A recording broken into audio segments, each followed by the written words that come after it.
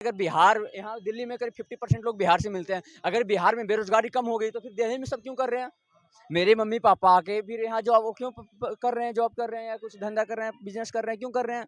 मैं भी यहाँ हूँ, क्यों? 10 साल में अगर जितने लोगों को आपने गरीबी रेखा से ऊपर किया है, उनका परसेंटेज कम करके मान लो 10% गरीबी हमने कम कर दिया है, तो उससे घटकर 40% आ जाना चाहिए। पर वो तो और बढ़ते जा रहे हैं, अति पिछड़ा पिछड़ा। ऐसे एक नहीं है, बहुत है। नाला दिखा दिया, गड्ढा दिखा दिया, सड़कें दिखा दी, अस्पताल दिखा दिए। तो भैया तो है ही है, द्रोही तो है ही है, पर वो देश द्रोही नहीं है। वो हैं बिहार के जाति जनगणना पे जाति जनगणना हुई है। कहा जा रहा है कि वहां पे जितनी जिसकी हिस्सेदारी हाँ। उसकी उतनी भागीदारी। क्या कहना है आपका? आप कह रहे हैं ना जिसकी जितनी भागीदारी उसकी उतनी हिस्सेदारी, तो ये पूरा गलत है। उस हिसाब से अगर नीतीश चाचा की अगर सर्वे देखे तो कह रहे हैं जिसकी जितना भागीदारी उसकी उतनी हिस्सेदारी। तो यादव आते हैं 14%, कुर्मी आते हैं 3% से भी कम है, भूमिहार आते हैं 3% से कम है, राजपूत 4%, ब्राह्मण 5%, ऐसे अलग अलग परसेंट में जाते हैं। मुसलमान की बात करें 17%। तो नीतीश चाचा को अभी कुर्सी को छोड़ देना चाहिए, क्योंकि भाई उनका तो 3% से भी कम है।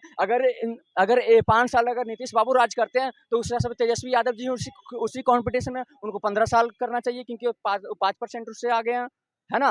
और फिर उसके बाद भूमिहार को करना चाहिए। तो भैया जात पात से हटिए और जो काबिल है उसे बैठाइए। कहाँ आप कह रहे हैं जिसके ज्यादा भागीदारी उतने उसका हिस्सेदारी? ये तो पूरा गलत है, फ्लॉप है। तो मैं तो चाहता हूँ यही सरकार से। आपको क्या लगता है नीतीश नीतीश जो अभी सर्वे करवाए हैं वहां पे, क्या लगता है इससे फायदा क्या लालू को तो होने वाला नहीं है? बिल्कुल नहीं होने वाला है, क्योंकि वो अपना एजेंडा चला रहे हैं। नीतीश चाचा को भी पता है कि हम प्रधानमंत्री बन नहीं सकते, कौन फेस कर नहीं रहा प्रधानमंत्री के तौर पे, क्योंकि वो प्रधानमंत्री के लिए चुनाव उछल रहे हैं। और लालू यादव सोच रहे हैं ये चाचा प्रधानमंत्री बन जाएंगे, हम सीएम बन जाएंगे। तो ऐसा होने वाला नहीं है। बिहार का युवा समझ चुका है, बिहार के लोग समझ चुके हैं। अब लालू सीएम बनना चाहते हैं या अपने बेटों को आगे करना चाहते हैं? सर वो अपने, हाँ लालू जी ये चाहते हैं अपने बेटों को आगे करेंगे, नीतीश चाचा को आगे ढकेल के प्रधानमंत्री के तौर पे उनको ढकेल के उनका बेटा तेजस्वी यादव जी वो चाहते हैं कि हम आए कुर्सी पर ऐसा नहीं होगा, क्योंकि बिहार की जनता समझ चुके हैं, यहाँ के लोग समझ चुके हैं। आप देख रहे होंगे, ऐसा एक भी एग्जाम बताइए जिसका पेपर लीक नहीं हुआ है। ऐसा कोई बताइए, बरसात का टाइम है, बिहार नहीं में बारिश नहीं हो रहा, आपको सबको पता है, किसानों तक बिजली नहीं पहुंच पा रहा है। मैं अपनी गाँव की बात बता रहा हूँ, 24 घंटे में 2 घंटे बिजली पहुंच रहा है, खेत पूरे सूखे हुए हैं। क्या कहते हैं, मेरी सुशासन की सरकार है, बिजली मांगते जाते हैं तो गुकट्टा मार दिए जाते हैं, गोली ठोक दिए जाते हैं कपार में, और कहते हैं हमारी सुशासन की सरकार है। ऐसा बहुत सी चीज़ें उसका फेल है। हॉस्पिटल की बात करें वो भी फेल है, पढ़ाई की शिक्षा की बात करें वो भी फेल है, सड़क की बात कहाँ करें। से हैं आप? मैं बिहार से हूँ, बिहार से हूँ, जब भी मैं बता रहा हूँ, मैं बिहार को समझता हूँ, जानता हूँ। अब की बार पूरा बिहार का मत एक ही है। लेकिन लालू साहब तो हम नीतीश कुमार कह रहे हैं कि आइए कभी हमारे बिहार में देखिए कितना विकास हुआ है। क्या फिर विकास भी हुआ? आप उनके ऊपर गलत क्या आरोप विकास लगा हुआ? रहे हैं। आप एक रोड है, क्या कहता है, 17 से बन रहा है, 17 से बन रहा है, गया से सॉरी बिहार से गया 2017 से बन रहा है। अभी तक 50% भी काम नहीं हुआ, वो है वहाँ का विकास। बताइए, गया से बिहार का 2017 से रोड बन रहा है, अभी तक वो कंप्लीट नहीं हुआ, 50% भी काम नहीं हुआ। वो हमारा विकास। वो कह रहे हैं सुशासन की सरकार है। किस बात की सुशासन की? हर एक महीने 2 से 3 पुल गिर रहे हैं, 12-12 साल में पुल टूट के गिर रहे हैं, बनते बनते हवा में उड़ जा रहा है, कभी पानी में बह जा रहा है। कह रहे हैं कि वहाँ पे अर्थव्यवस्था देख लीजिए, आके देख लीजिए कितना आगे बढ़ गया है बिहार। रोड इंफ्रास्ट्रक्चर देख लीजिए कितना वहाँ पे विकास किया है।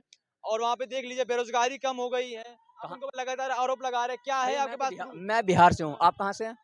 मैं तो यूपी से हूँ। यूपी से हैं। तो ये बताइए, अगर बिहार यहाँ दिल्ली में करीब 50% लोग बिहार से मिलते हैं। अगर बिहार में बेरोजगारी कम हो गई तो फिर दिल्ली में सब क्यों कर रहे हैं? मेरे मम्मी पापा आके फिर यहाँ जॉब वो क्यों कर रहे हैं, जॉब कर रहे हैं या कुछ धंधा कर रहे हैं, बिजनेस कर रहे हैं, क्यों कर रहे हैं? मैं भी यहाँ हूँ, क्यों हूँ? अगर बिहार में अगर अच्छी शिक्षा, अच्छी रोजगार नहीं मिल रहा, जब से यहाँ है। अब बताइए, अभी तो बिहार पुलिस की निकली वैकेंसी, उसमें भी पेपर लीक कर दिया गया है।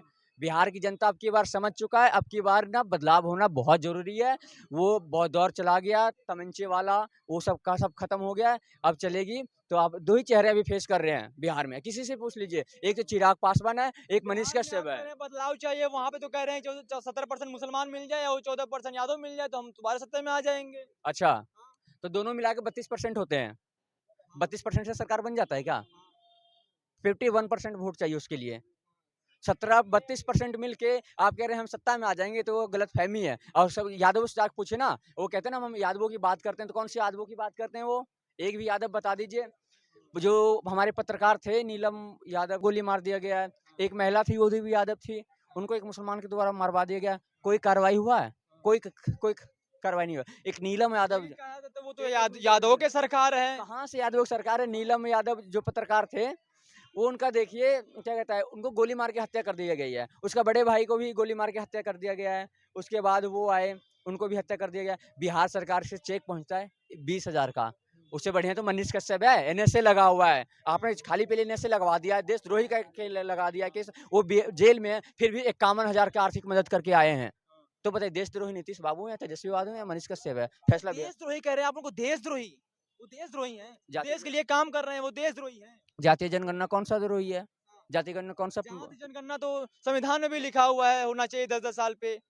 संविधान इससे कोई देशद्रोही हो जाएगा क्या? संविधान में एक चीज और लिखा हुआ है, क्या लिखा हुआ है? आरक्षण का नाम सुने ना, सुने ही होंगे। आरक्षण ये था सिर्फ 10 सालों के लिए आया था, वो भी उसके बहुत सारे रूल थे। जो गरीब है, मान लीजिए 50% गरीब है, तो 10 साल में अगर जितने लोगों को आपने गरीबी रेखा से ऊपर किया है, उनका परसेंटेज कम करके मान लो 10% गरीबी हमने कम कर दिया है, तो उससे घटकर 40% आ जाना चाहिए। पर वो तो और बढ़ते जा रहे हैं, अति पिछड़ा पिछड़ा, पता नहीं क्या क्या पिछड़ा बना रहे हैं, SC ST। तो ये बताइए संविधान की कहाँ बात कर रहे हैं? संविधान मानना है तो पूरी मानो, आधी अधूरे मान रहे हैं। संविधान का पालन नहीं कर रहे हैं कहाँ नीतीश। कहाँ कर रहे हैं? संविधान का पालन कहाँ कर रहे हैं? उनका एक भी बात दिखा दीजिए जो संविधान की बात करते हो। वो तो कह रहे हैं संविधान का अनुपालन तो ये बीजेपी वाले करते हैं, हम तो पालन करते हैं उसका।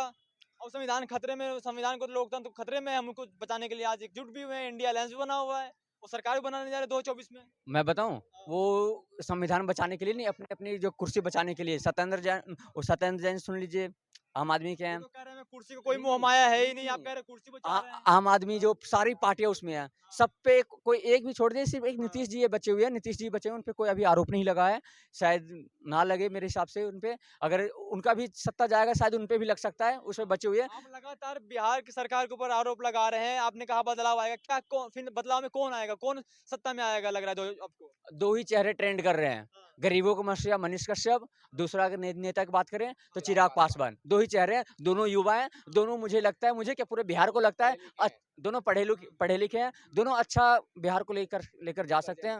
लेकिन मनीष